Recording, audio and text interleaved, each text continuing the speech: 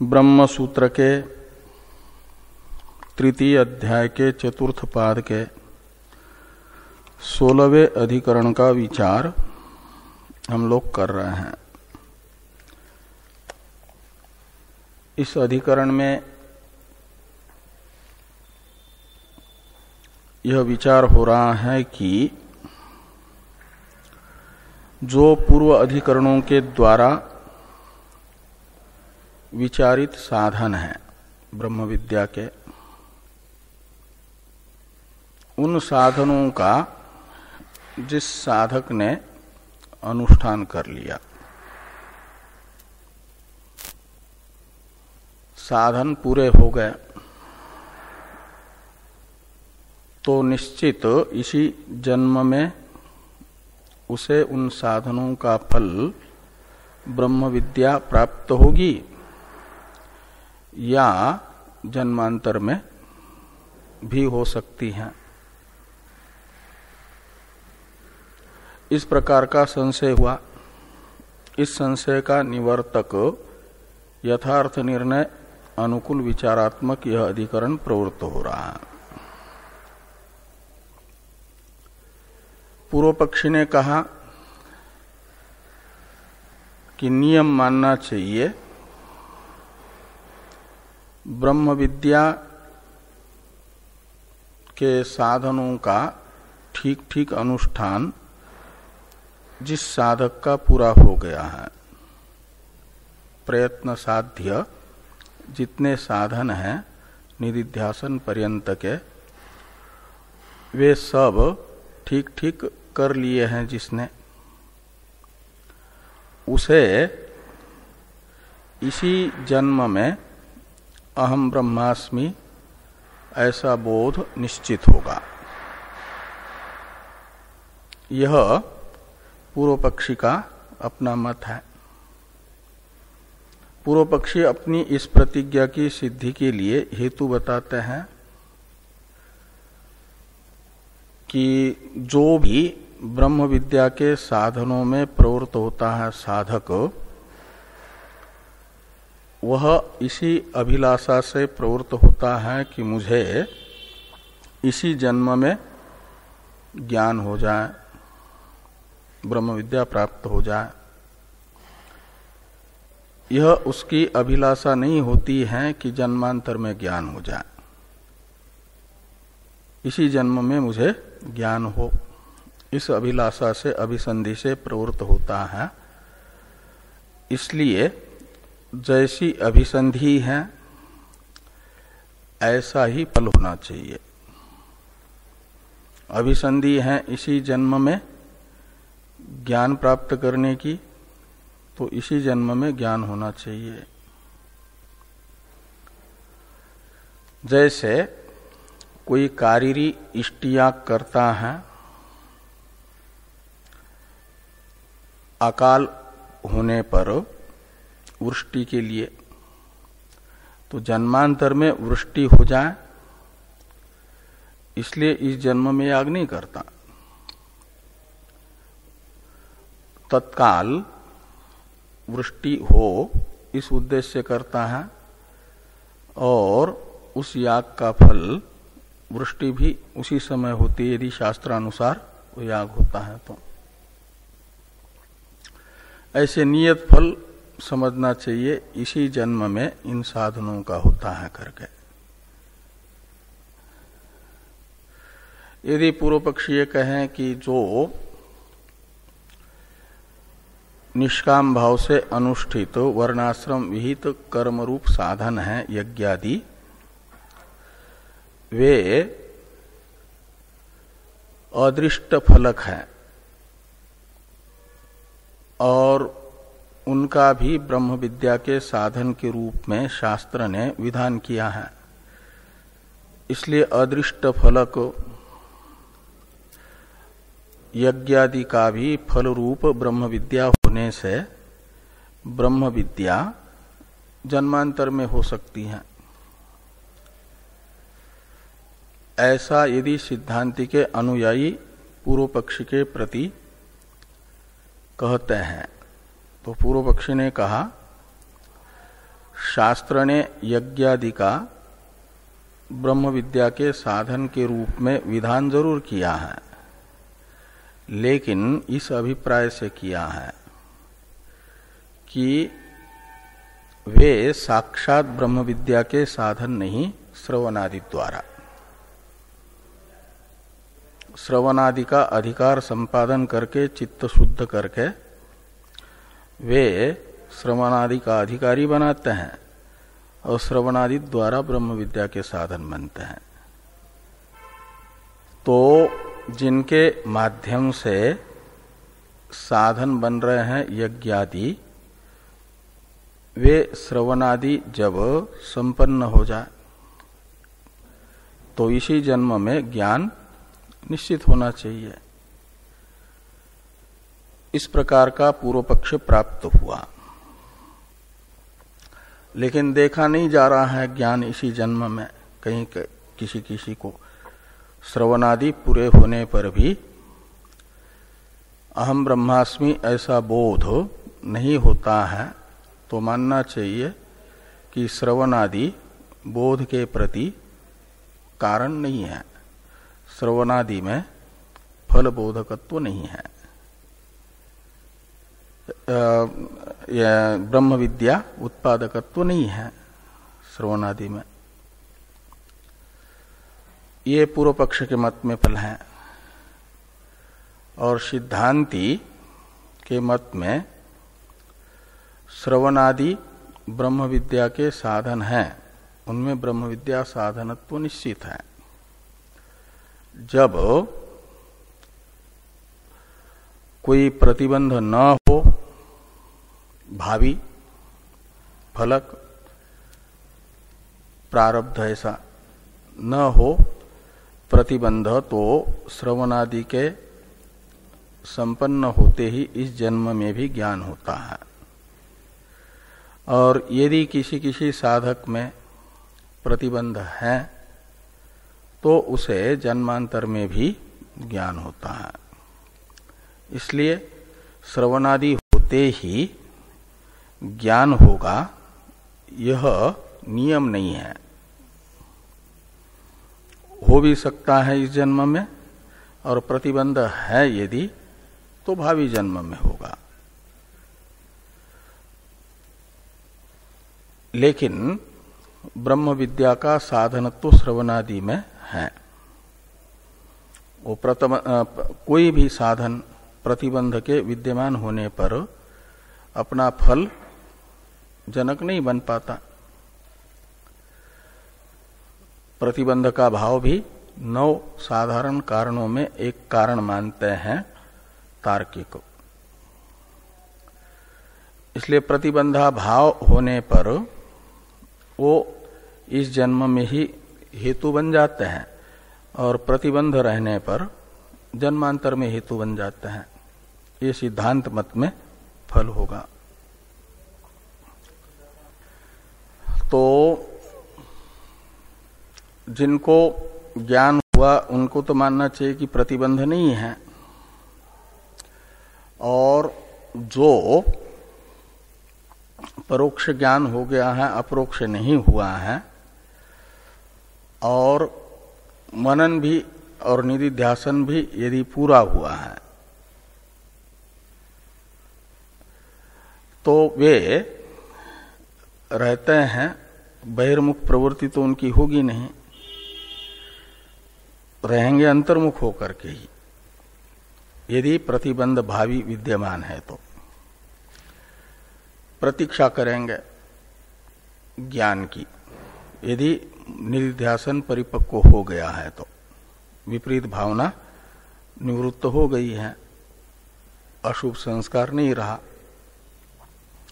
तो उस समय उनकी अहंता का आलंबन बन करके रहेगा वो ब्रह्म ही।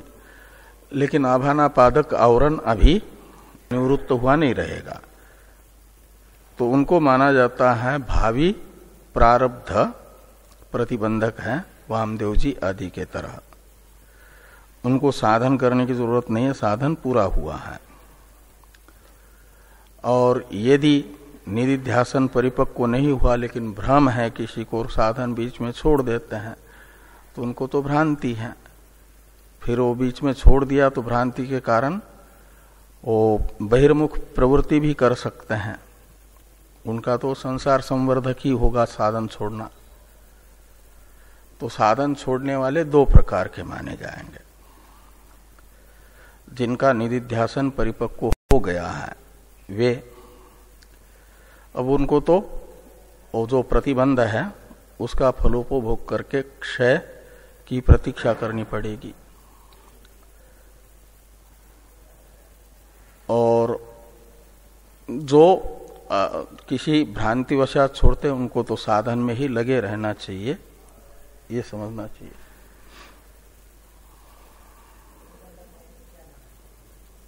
प्रतिबंधक यही होता है कि साधन पूरा होने पर भी यदि नहीं फल उपलब्ध हो पा रहा है,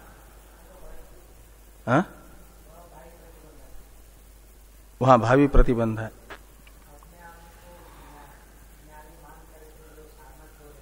हाँ, वो पंचदशी में कई एक प्रतिबंध बताए हैं ना, उसमें एक ये भी ज्ञान योग वासिष्ठ में उसे ज्ञान बंध कहा गया है।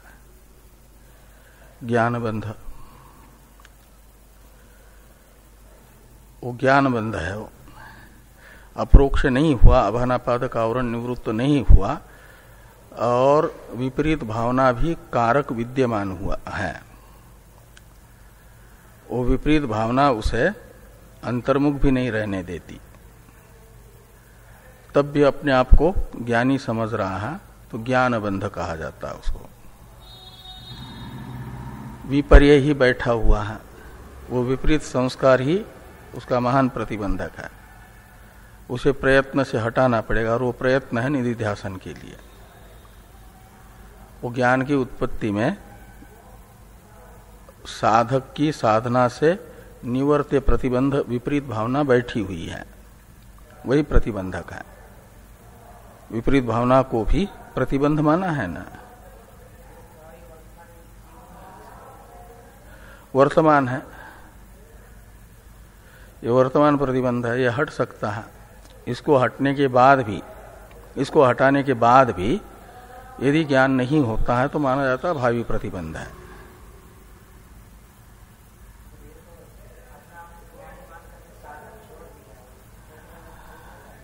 हाँ, तो उसको जन्मांतर में भी कभी न कभी भावी साधना करके इस विपरीत भावना को हटाना पड़ेगा। विपरीत भावना तो निधिध्यासन निवर्त है, उसको निधिध्यासन करना पड़ेगा अपरोक्ष के लिए। इस समय नहीं करता है तो जब वो अभिमान दूर हो जाएगा उस समय करेगा, तब तक साक्षात्कार नहीं होता। विपरीत भावना के प्रबल रहते हुए साक्षात्कार नहीं होता है, वो भी प्रतिबंध है। वो रहेगा तो नहीं साक्षात्कार होगा।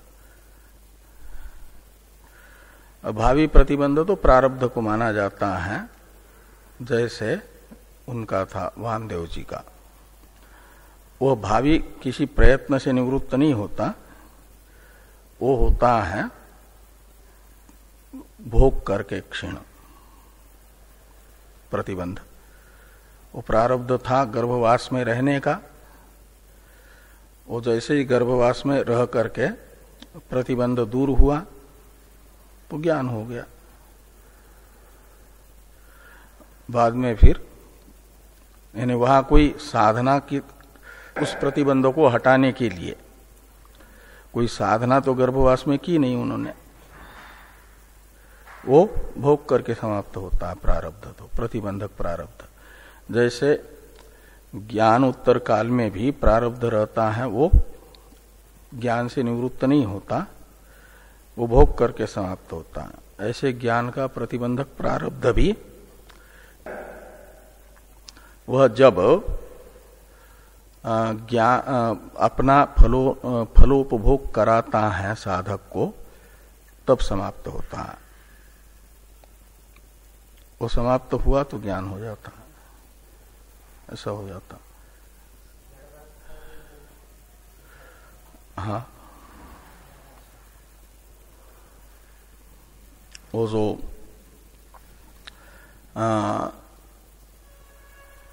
उस समय तो उनको अपरोक्ष था ही नहीं। हरिण का जन्म हुआ उस समय, हिरण का जन्म लेना पड़ा ना, उस समय तो अपरोक्ष नहीं था, इसलिए हिरण बन करके प्रकट हुए। लेकिन उनको शुद्ध चित्त हो जाता है तो अपरोक्ष ज्ञान न होने पर भी हो जाता है पूर्व जन्म का स्मरण। कोई जरूरी नहीं कि अपरोक्ष ज्ञान होने पर ही पूर्व जन्म की साधना का स्मरण होगा, याद रहता है। और लेकिन उस जन्म में कुछ कर नहीं सकते हैं, फिर वो पुरुषार्थ के लिए जन्म नहीं है ना, वो तो भोग योनि है। और जब हिरण का प्रारब्ध पूरा हुआ तो दूसरा एक जन्म हुआ, उस जन्म में उनको पूरी स्मृति रही और उन्होंने जो थोड़ा निवृत्त करने के अपरोक्ष नहीं हुआ था, उस अपरोक्ष के लिए अपेक्षित साधना जगत से असंग रह करके की। उस समय जगत से उन्होंने संबंध ही नहीं बनाया और अपरोक्ष होने के बाद जीवन मुक्त होकर के रहे। वो जड़ भरत जन्म में अपरोक्ष हुआ उनको। उससे पहले तो ये समझना है कि वो अपरोक्ष नहीं था। जब राजा थे भरत और वो नहीं हुआ, अपरोक्ष ज्ञान नहीं हुआ, लेकिन साधना चल रही थी। तो उस समय तो उनका जन्म हुआ, वो कर्मवशात ही हुआ, वासनावशात हुआ। जो हिरण में वासना रही उसी का स्मरण करते करते जन्म लिया। ये अज्ञानी के लिए नियम है ना, यम यम वापि स्मरण भावम त्यजत्यन्ते कलेवरम। ज्ञानी का तो स्मरण ब्रह्म विषयक ही होता है। इसलिए हिरण का हुआ का मतलब है वो उस समय अज्ञानी थे, अपरोक्ष ज्ञान नहीं था। जब सगुण उपासक का भी स्मरण उपास्य विषयक होता है, उपासना परिपक्व होती है तो। लेकिन ऐसे भी नहीं थे विषयी और पामर के तरह, उच्च कोटि के साधक थे। उनको पता चला कि मेरी थोड़ी गलती हुई, दया करना तो उचित था, लेकिन दया ने मोह का रूप धारण कर लिया। उस मोह के कारण जन्म हुआ। ये फिर जड़ भरत का जन्म जब हुआ उस समय उनको सब स्मरण रहा। इसलिए जगत के साथ कई सात्विक गुण भी मोह में परिणत न हो, इसलिए संबंध ही नहीं रखा। निवृत्ति परायण रह करके जो अपेक्षित साधना थी विपरीत भावना की निवृत्ति के लिए, निधिध्यासन, वो करके वो मुक्त साक्षात्कार प्राप्त कर लिए। फिर राजा नहुष को भी उन्होंने उपदेश दिया था, ऐसे रहे। तो ये ज्ञान प्रतिबंध के रहते हुए इस जन्म में नहीं भी होता है, साधना परिपूर्ण होने के बाद भी। और प्रतिबंध यदि नहीं है तो हो जाता है। ये सिद्धांत है। इस सिद्धांत को भगवान भाष्यकार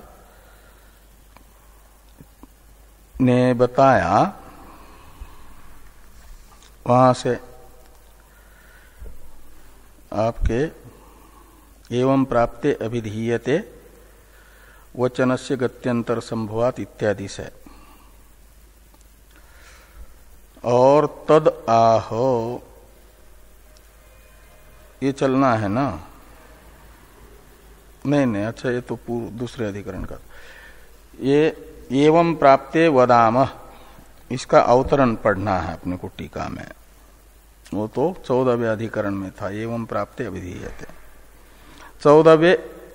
15वें अधिकरण में सूत्र का अवतरण भाष्यकार लिखते हैं एवं प्राप्ते वदाम। और इस अवतरण भाष्य की अवतरण टीका को देखिए। टीकाकार पूर्व पक्ष के मत में, सिद्धांत मत में फल बताते हुए सिद्धांत का अवतरण लिखते हैं। अतः श्रवणादेर विद्या हेतुत्वम असिद्धम इति पूर्व पक्षे फलम।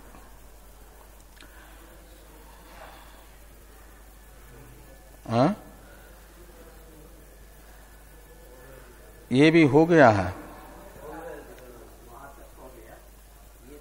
हाँ, वही 16वें अधिकरण में ही ये एवं प्राप्ते वदाम, ये भाष्य आ रहा है ना इधर वाले पृष्ठ पर, 821 नंबर पृष्ठ पर। अवतरण टीका हो गई है। तो एवं प्राप्ते वदाम, ये भाष्य सूत्र का अवतरण भाष्य है। सूत्र का हम लोगों को व्याख्यान करना है। तो सूत्र का उच्चारण कर लें, व्याख्यान और अर्थ देख लें। ऐहिकमप्य प्रस्तुत प्रतिबंधे तद्दर्शनात्, ऐहिकम अप्य प्रस्तुत प्रतिबंधे तद्दर्शनात्, ऐहिकम अपि अप्रस्तुत प्रतिबंधे तद्दर्शनात्। ऐसे 4 पद हैं इसमें।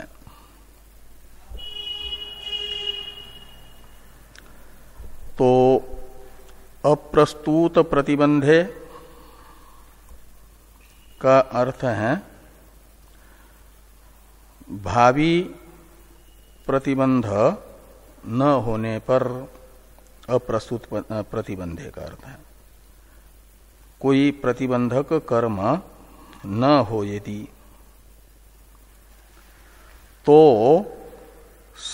जिस साधक का ब्रह्म विद्या का साधन परिपूर्ण हुआ है, उस साधक को ऐहिकम यानी इसी जन्म में ज्ञान प्राप्त होता है, ज्ञान का जन्म होता है। ये अप्रस्तुत प्रतिबंधे ऐहिकम ज्ञान जन्म, ये सिद्धांती कह रहे हैं। और प्रस्तुत प्रतिबंधे सति, अपि शब्द का अर्थ निकलेगा प्रस्तुत प्रतिबंधे सति आमुष्मिकम अपि ज्ञान जन्म, ऐसे लगाना। यदि कोई प्रतिबंध नहीं है तो इसी जन्म में ज्ञान होगा, साधना परिपूर्ण होते ही। साधना का परिपाक है निधिध्यासन का परिपाक पर्यंत, विपरीत भावना की निवृत्ति तक साधक का अपना प्रयत्न है। तो विपरीत भावना की निवृत्ति पर्यंत का साधन साध्य जो प्रतिबंध है वो निवृत्त कर लिया, और कोई भावी प्रारब्ध नहीं है प्रतिबंधक, भावी प्रतिबंध के रूप में, तो यहीं पर उसे ज्ञान होगा। और अपि शब्द बता रहा है यदि कोई प्रतिबंध है तो निधिध्यासन पर्यंत की साधना परिपक्व होने पर भी कोई अभी साधन करना बाकी नहीं है, प्रयत्न साध्य साधन, तो भी वो भावी प्रारब्ध से उसे साक्षात्कार नहीं हो पाएगा, भावी प्रतिबंधक बन जाएगा। और वह प्रतिबंध जब हटेगा तब उसे भावी जन्म में अहम ब्रह्मास्मि ऐसा साक्षात्कार होगा। ये अपि शब्द का अर्थ है। और यह ऐसा देखा जा रहा है, श्रुति बता रही है, इसे तद्दर्शनात् इससे कह रहे हैं, यानी ऐसा देखा गया है शास्त्र में श्रुति वचनों से। श्रुति बता रही है कि वामदेव जी का कोई भी अनुष्ठेय साधन शेष नहीं था। जो भी प्रयत्न साध्य साधन करना चाहिए वो सब उन्होंने कर लिया था, लेकिन उन्हें जिस जन्म में उनकी साधना परिपक्व हो गई, परिपूर्ण हो गई, उसी जन्म में साक्षात्कार नहीं हुआ। भावी प्रारब्ध उपस्थित था, प्रस्तुत था, और उस प्रतिबंध के कारण उनका जन्म हुआ, और वो प्रारब्ध भोग करके समाप्त होते ही बाद में प्रतिबंध हट गया तो ज्ञान हुआ, ऐसा श्रुति बताती है। और इससे निश्चित होता है कि साधक की साधना के परिपक्व होने पर भी प्रतिबंध के रहते हुए इसी जन्म में ज्ञान नहीं होता, जन्मांतर में ज्ञान होता। इसी प्रकार का सूत्रार्थ भगवान भाष्यकार बता रहे हैं। आहिकम विद्या जन्म भवति असति प्रस्तुत प्रतिबंधे इति। अहिकम अप्रस्तुत प्रतिबंधे, इन दो पदों का अर्थ कर रहे हैं। अप्रस्तुत प्रतिबंधे में अ का अर्थ कर दिया असति, नए तत्पुरुष समास है ना। अप्रस्तुत प्रतिबंधे में उसमें न है अभाव अर्थ में, प्रस्तुत प्रतिबंध का अभाव, ये बताने के लिए, उसी अभाव को बताने के लिए असति शब्द का प्रयोग किया। तो प्रस्तुत प्रतिबंधे असति, तो प्रतिबंध यदि उपस्थित नहीं है तो विद्या जन्म अहिकम, अहिकम यानी इसी जन्म में, जिस जन्म में साधक की साधना पूर्ण हो गई, उसी जन्म में अहम ब्रह्मास्मि साक्षात्कार होता है। ये तद उक्तम भवति, इससे कहा जा रहा है कि यदा प्रक्रांतस्य विद्या साधनस्य कश्चित् प्रतिबंधो न क्रियते तदा उपस्थित विपाकेन कर्मांतरेण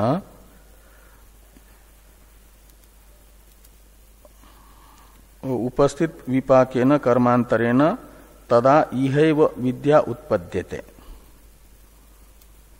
तो ये कह रहे हैं प्रक्रांतस्य विद्या साधनस्य प्रारंभ किया हुआ जो ब्रह्म विद्या का साधन है, उस साधन की परिपक्व अवस्था हुई, पूरा हुआ साधन, और कोई प्रतिबंध भी उपस्थित नहीं हो रहा है, प्रारब्ध प्रतिबंधक नहीं है। तो ये कहते हैं, तो अहिकम विद्या जन्म भवति, क्या, हाँ, विद्या साधन से कश्चित प्रतिबंधो न क्रियते। तो प्रतिबंध करने वाला कौन है? तो कहते उपस्थित विपाकेन कर्मांतरेण। उपस्थित विपाक, विपाक शब्द का अर्थ है फल। तो उपस्थित विपाक यानी उपस्थित हुआ है फल जिस कर्म का, ऐसा कर्म यानी प्रारब्ध कर्म। तो उपस्थित विपाकेन कर्मांतरेण यानी प्रारब्ध कर्मणा, उपस्थित विपाकेन कर्मांतरेण का अर्थ है। तो प्रारब्ध कर्म से यदि कोई प्रतिबंध उपस्थित नहीं किया जा रहा है। तो कहते तदा इह एव विद्या उत्पद्यते, अप्रसूत प्रतिबंधे अहिकम ज्ञान जन्म, इसी का स्पष्टीकरण है। तो इसी जन्म में अहम ब्रह्मास्मि यह साक्षात्कार उत्पन्न होता है।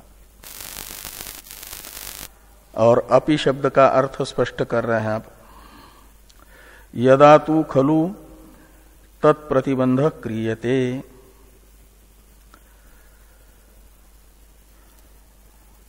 तदा अमूत्र यानी अमूत्र विद्या उत्पद्यते इति, ये समझना, ये अपि शब्द का अर्थ है। तो जब साधक के साधन की परिपक्व अवस्था होने पर भी कोई प्रतिबंध प्रारब्ध कर्म के द्वारा उपस्थित किया जा रहा है, यानी ज्ञान नहीं हो पा रहा है, तो समझना कि उसे भावी जन्म में ज्ञान होगा। वो फल प्रतिबंधक प्रारब्ध के समाप्त होने पर ज्ञान होगा।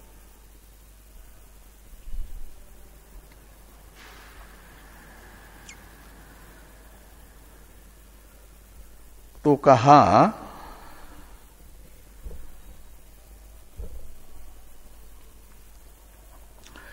ये जो कर्म फल देता है वह कर्म का फल उपस्थित होता है, वो केवल कर्म से ही होता है या और भी कोई उसके उपस्थापक होते हैं? इस प्रश्न का उत्तर देने के लिए उपस्थित विपाकत्वंच कर्मणो इत्यादि आ रहा है। इसका टीका में अवतरण है। ननु प्रारब्ध कर्म विशेषेण श्रवणादि फल प्रतिबंध किम इति क्रियते, श्रवणादिना एव कर्म विपाक प्रतिबंध किन न स्यात् इत्यतः उपस्थित विपाकत्वंच इति। तो ये कहते हैं कि आप ये कह रहे हो श्रवणादि साधन के परिपक्व होने के बाद भी ब्रह्म साक्षात्कार नहीं होता, श्रवणादि का फल प्रारब्ध कर्म श्रवणादि के फलोत्पत्ति में प्रतिबंधक है, वो प्रतिबंध उपस्थित करता है। ये सिद्धांती कह रहे हैं। पूर्व पक्षी कहते हैं इससे विपरीत क्यों नहीं मानते हो? ये माना जाए कि प्रारब्ध का ही जो प्रारब्ध का ही श्रवणादि के द्वारा प्रतिबंध, जो किए हुए श्रवणादि हैं वे विपरीत प्रारब्ध को अवरुद्ध करते हैं और अहम ब्रह्म अपना फल दिखा देते हैं, अहम ब्रह्मास्मि। ऐसा क्यों नहीं मानते हो? ये कौन कह रहे हैं? पूर्व पक्षी। कि उपस्थित क्या नाम, ये प्रारब्ध कर्म विशेषेण श्रवणादि फल प्रतिबंध किमिति क्रियते, श्रवणादिना एव कर्म विपाक प्रतिबंध किम न स्यात्। कर्म विपाक प्रतिबंध यानी कर्म फल का प्रतिबंध, जो कर्म फल प्रतिबद्ध हो जाता है श्रवणादि के द्वारा, ऐसा क्यों न माना जाए? इस प्रश्न का उत्तर देने के लिए भाष्यकार भगवान ने लिखा, उपस्थित विपाकत्वंच कर्मणो देश काल निमित्त उपनिपातात भवति। कहते कर्म का फल जो है ना, ये सीधे कर्म से ही मात्र से नहीं होता। कर्म के फल को उपस्थित करने वाले सहयोगी होते हैं कर्म के देश काल निमित्त। इसलिए कहा कि कर्मणो उपस्थित विपाकत्वम, यानी उपस्थित फलत्वम, कर्म का फलोपस्थित हो जाता है वो केवल कर्म से ही नहीं, कर्म के जब ये सहयोगी होते हैं, कर्म फल के उपस्थापक, वो कौन? देश, काल और वस्तु विशेष निमित्तभूत, इनके उपनिपातात भवति, यानी उपनिपात कहते हैं संबंध को। देश, काल और निमित्त रूपी सहयोगी के संबंध से, सहयोग से कर्म का उपस्थित फलत्व बन जाता है, यानी कर्म का फल उपस्थित होता है। थोड़ा इस पंक्ति का अर्थ लिखते हैं टीकाकार कि देशादि महिम्ना कर्माणि विपच्यन्ते इत्यर्थ। देशादि, इसमें आदि शब्द से काल और निमित्त को लेना, तो देश काल निमित्त ये कर्म के पाचक होते हैं। कर्म के पाचक होते का मतलब कर्म को फलोन्मुख बनाते हैं। कर्म का पक्व होना होता है फलोन्मुख हो जाना। तो कर्म को कर्म फलोन्मुख होता है। कर्माणि विपच्यन्ते का अर्थ है कर्म फलोन्मुख हो जाता है। कब? जब उसे फलोन्मुख करने वाला ये देश काल निमित्त रहता है। तो देश काल निमित्त की महिमा से कर्म फलोन्मुख होता है, अपना फल देने के लिए अपने अधिकारी को सामने आता है, उसके लिए इनकी भूमिका होती है।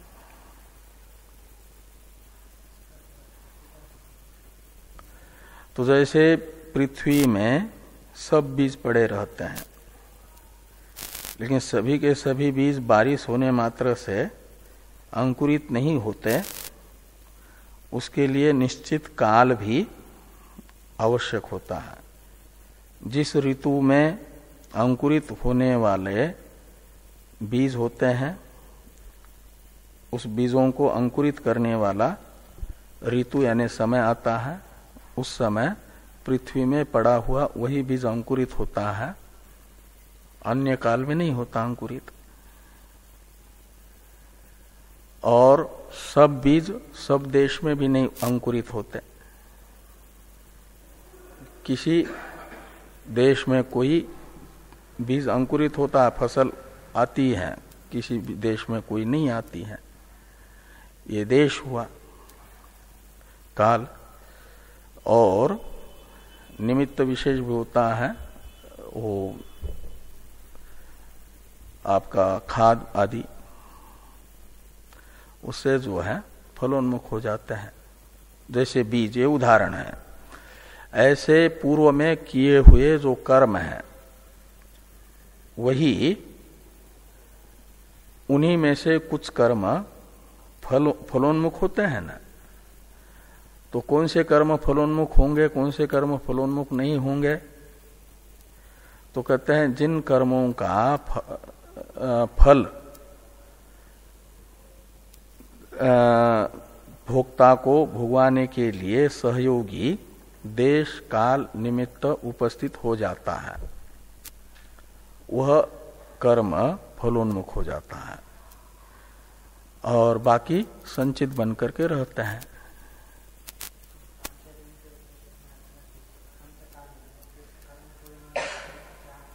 हाँ हाँ, तो देश काल के साथ इस प्रकार संबंध हो जाता है कि पूर्व शरीर छोड़ते समय भगवान तो कर्म की पूरी पूरी रील शरीर छोड़ने वाले को दिखा देता है। पहले के संचित कर्म और उस जन्म के किए हुए क्रियमान कर्म सब देखता है। तो सब देखने पर सबको याद नहीं रख पाता, कुछ कर्म ही याद रहते हैं उसको। और जितने याद रहते हैं उन कर्मों का फल फिर जिस देश, जिस काल और जिस निमित्त से भोगना होता है, वो भी वो याद रखते समय उसे भावी चित्र दिख जाता है और उन्हीं कर्मों को याद रखता है। और फिर भगवान देखते हैं कि इन कर्मों को उसने याद रखा है। उस समय वो देश काल सूक्ष्म रूप से, जैसे स्वप्न में वासना में देश काल बन जाता है ना, ऐसा मृत्यु के समय भी बन जाता है। उसे इधर की भी स्मृति होती है और भावी की स्मृति होने लगती है। वो देश काल वैसा ही स्मरण होना शुरू हो जाता है। तो उसी देश काल निमित्त को लेकर के उसे ने तो सब देखा, लेकिन किसी को कोई याद रहा, कुछ याद नहीं रहा। ऐसा क्यों हुआ? तो उसमें भूमिका निभाते ये देश काल निमित्त। और फिर भगवान उसे उस देश काल और निमित्त से उन कर्मों का फलोपभोग जिस शरीर से हो सकता ऐसे शरीर की स्मृति कराते हैं। उसे मय के रूप में पकड़ता है, तृण जलु का न्याय से बताया है। फिर पूर्व शरीर में से अहंता निकलती है। लेकिन यहाँ रहते हुए भी उसे इधर से विस्मृति और भावी की स्मृति होना प्रारंभ होता है मृत्यु के समय। वो स्मृति कराने में भूमिका का निर्वहन करते हैं देश काल निमित्त। ऐसा हो जाता है। उसे भविष्य में जहां जाना होता है वहीं की स्मृतियां आना शुरू हो जाती है। तो ये कहते हैं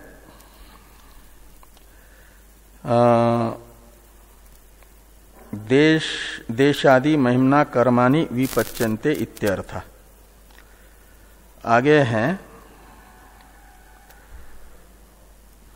यानी च इत्यादि की अवतरण टीका। तेन श्रवणादिकम अपि तेन श्रवणादिकम एव किम इति न विपच्यन्ते तत्र आह यानी च इति।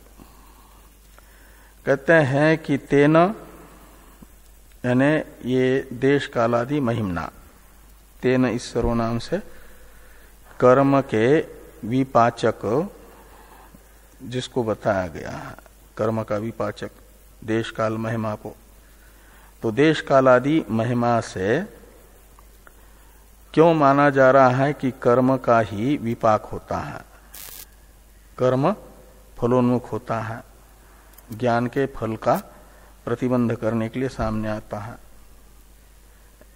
विपरीत क्यों नहीं होता? श्रवणादि को ही देश काल महिमा से विपाक की ओर ले जाया जाए, फलोन्मुख किया जाए, ऐसा क्यों नहीं मानते?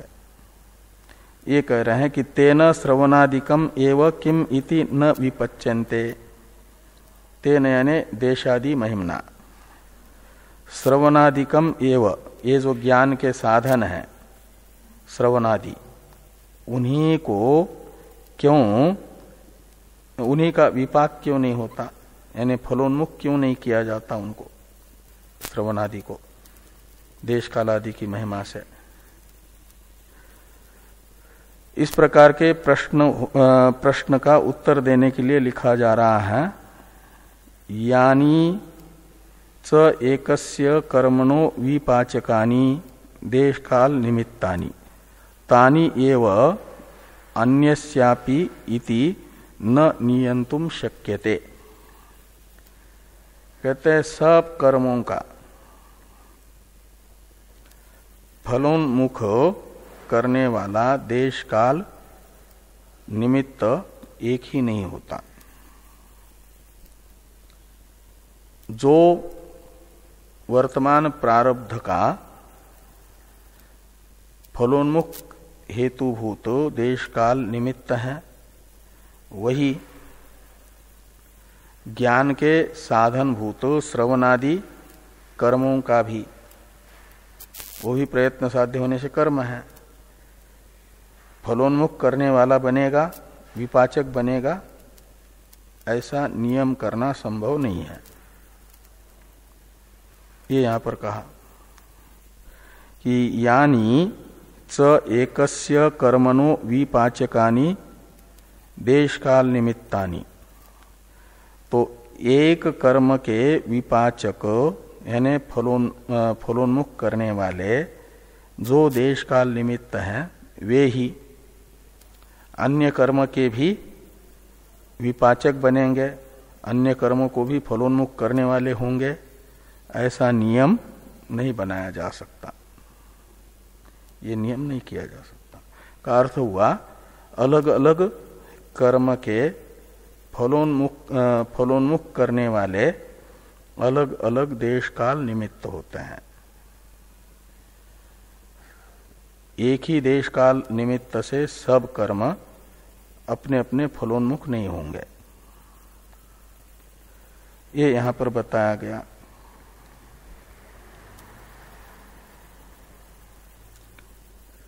कहा ऐसा क्यों नहीं होता? एक ही देश काल निमित्त को सब कर्मों का फलोन्मुख करने वाला क्यों न माना जाए? इस प्रश्न का उत्तर देने के लिए यतः इत्यादि लिखते हैं भाष्यकार भगवान। कहते यतो नहीं, अच्छा हाँ, बीच में और है क्या कुछ? यानी नियंतुम न शक्यते यतो विरुद्ध फलानि अपि कर्माणि भवन्ति। तो कहते हैं यतः यानी जिस कारण से सब कर्म एक जैसे नहीं होते, सब कर्मों का फल एक जैसा नहीं है ना। कुछ कर्म है संसार फलक सकाम कर्म, निष्काम कर्म और श्रवणादि है ब्रह्म विद्या द्वारा मोक्ष फलक। तो मोक्ष और संसार में अंतर है कि नहीं? दोनों बिल्कुल विपरीत हैं। ये अनित्य है, जन्मादि रूप है संसार, और उसके जन्मादि की सर्वथा निवृत्ति रूप है मोक्ष, विपरीत फल है। तो श्रवणादि और बाकी जो सकाम कर्मादि हैं ये परस्पर विरुद्ध फल वाले होने से एक ही देश काल निमित्त को उनका विपाचक नहीं माना जा सकता, उन्हें फलोन्मुख करने वाला नहीं माना जा सकता।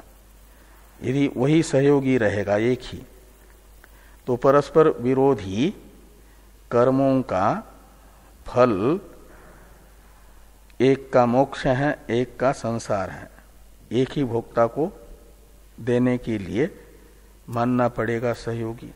कर्म तो ही है और वही सहयोगी होगा। सहयोगी भिन्न भिन्न होगा तो सहयोगी भेद को लेकर के कोई कर्म जिस समय जिसका सहयोगी आएगा वो फलोन्मुख होगा, बाकी प्रतिबद्ध रहेगा।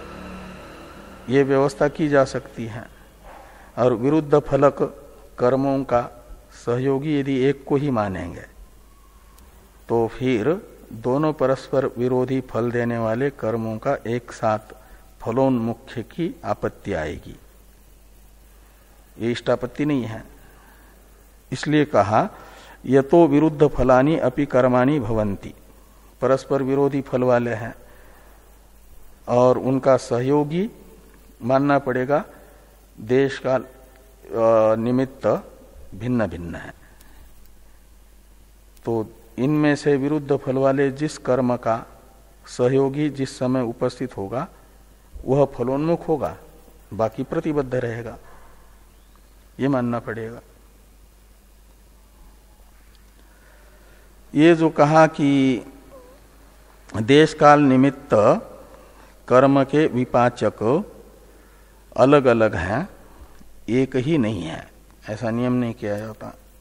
तो विपाचक शब्द आया है ना वहां पर, देश काल निमित्तानि का विशेषण। कर्मणो विपाचकानि देश काल निमित्तानि। ये विपाचकत्व कर्म देश काल निमित्तों में क्या है? तो कहते हैं टीकाकार कि विपाचकत्वम फलोन्मुख्य हेतुत्वम।